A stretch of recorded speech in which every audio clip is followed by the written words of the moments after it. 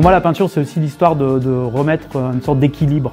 Hauteville, c'est l'endroit où j'habite. Je me suis installé il y a une quinzaine d'années. Je suis très impliqué dans ma commune, à droite, à gauche, dans les associations, mais aussi je vais à la rencontre des gens. Parce que j'aime le contact, j'aime discuter, j'aime comprendre comment les gens vivent. C'est important de regarder le détail de nos vies et de nos interactions et de nos choix pour comprendre en fait ce qui se passe dans des échelles plus larges. Je fais quasiment pas de croquis préparatoires, ça peut arriver d'avoir fait un petit dessin vaguement parce que j'ai eu l'idée, juste pour noter l'idée, mais c'est pas du tout un dessin abouti ou précis. C'est très ouvert, la scène n'est pas du tout arrêtée ou figée. Là, pour Hauteville, Texas, par exemple, j'avais prévu que ça se passerait dans un endroit du budget. Là, en l'occurrence, ça se passe dans la cour d'école de Breno, qui est à côté de Hauteville.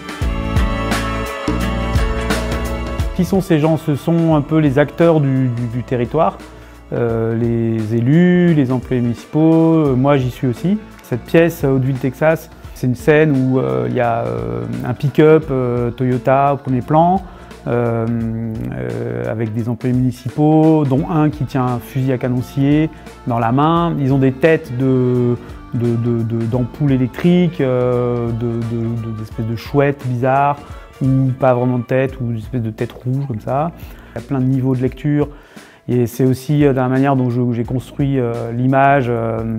Il y a toute une histoire un peu de couleurs et de mise en place de masses et d'éléments picturaux qui s'apparentent à une sorte de déflagration. Donc c'est enfin une espèce de truc qui est en train de péter. C'est assez fouillis et après il y a plein de petites histoires personnelles sur chaque personnage qui peut se développer. Sur le pick-up, monté comme une grosse mitrailleuse trépied, qui est une référence à Daesh et au champ de bataille, il y a un canon à neige en fait. L'idée c'est de dire l'éruption de la violence dans notre quotidien en fait. Ici c'était la manière dont on nous a imposé en fait ces canons à neige. Pour moi c'est un peu vécu comme une violence, et c'est une violence qu'on fait subir à toute une population en fait, sans la consulter, etc. Avec son argent. Donc c'est limite pour moi du banditisme en fait, de ne pas écouter, ne pas prendre l'avis en fait d'une population qui est éclairée et qui a son avis aussi à donner sur la manière dont elle veut s'organiser. Voilà. Dans le reflet de la vitre au fait de ce pick-up Toyota, on a aussi un parterre de personnes qui sont aussi des élus et qui sont des vrais portraits de vrais élus locaux qui ont participé à la mise en place de ce projet. Le canon à neige, c'est quelque chose que j'ai interrogé à plusieurs reprises dans mon travail. Il y a d'autres aquarelles et d'autres peintures qui parlent de ça aussi. Et pour moi, c'est un peu symptomatique d'une société qui n'arrive plus à penser en fait. Et donc qui répète comme des mèmes inlassablement un motif qui date des années 70-80. Parce qu'à un moment donné, ça a été rentable, alors on pense que ça peut toujours l'être.